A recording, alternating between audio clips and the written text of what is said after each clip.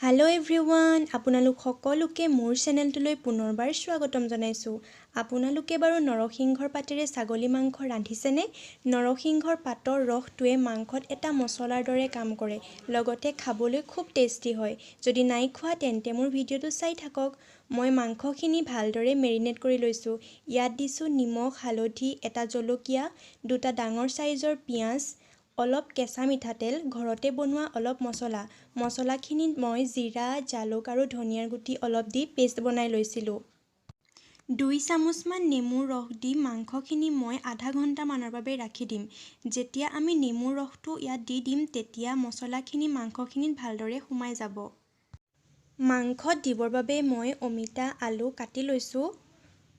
পিঁয়াজ কমকৈ লৈছোঁ কাৰণ মেৰিনেট কৰোঁতে লোৱা আছে। অলপমান আদা নহৰু এনেদৰে খুন্দি লৈছোঁ আৰু অলপ মছলা আৰু লগতে এটা বিলাহী কাটি লৈছোঁ।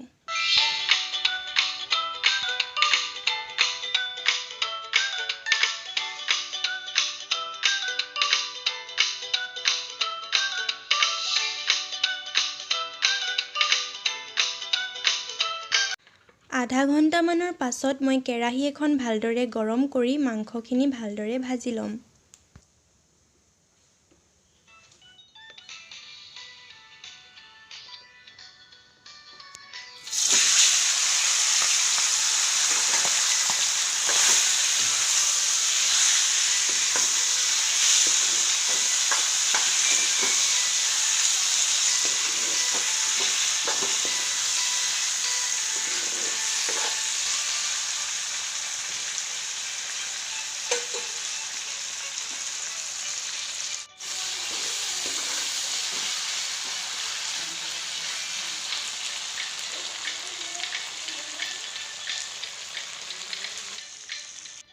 মাংসখিনি ভালদৰে ভাজি লোৱাৰ পাছত মই কাটি লোৱা পিঁয়াজ আৰু আলুখিনি দি অলপমান ভালদৰে ভাজি ল'ম।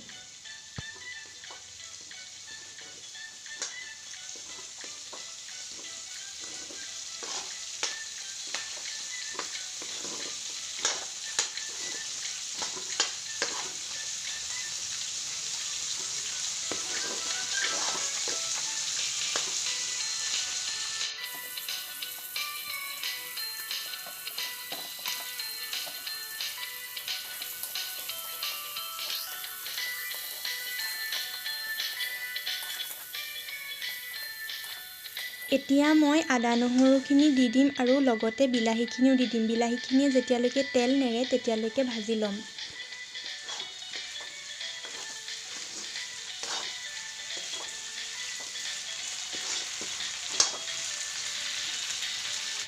লগতে মই খুন্দি লোৱা মছলাখিনিও দি দিম।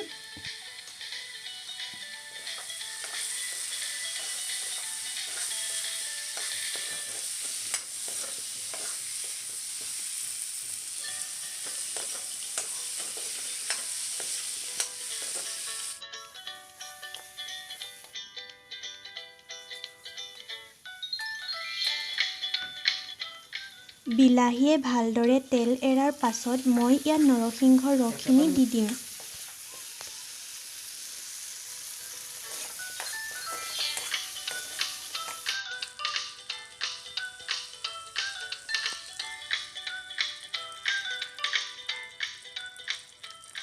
এতিয়া মই ইয়াত পানী অলপ সৰহকৈ দি আধা ঘণ্টামানৰ বাবে উতলিবৰ বাবে ৰাখি দিম, যাতে ভালদৰে মাংসটো সিজি যায়।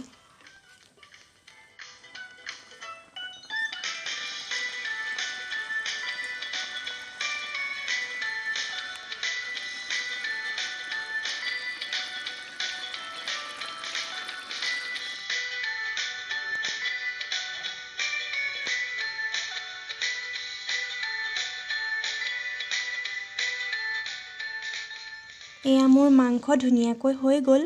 ছাগলীৰ মাংস সদায় আধা ঘণ্টামানৰ পাছতহে খাব লাগে, তেতিয়াহে ভালদৰে সোৱাদটো ওলায়। যদি ভিডিঅ'টো চাই ভাল পালে তেন্তে লাইক, শ্বেয়াৰ এণ্ড ছাবস্ক্ৰাইব কৰিবলৈ নাপাহৰিব।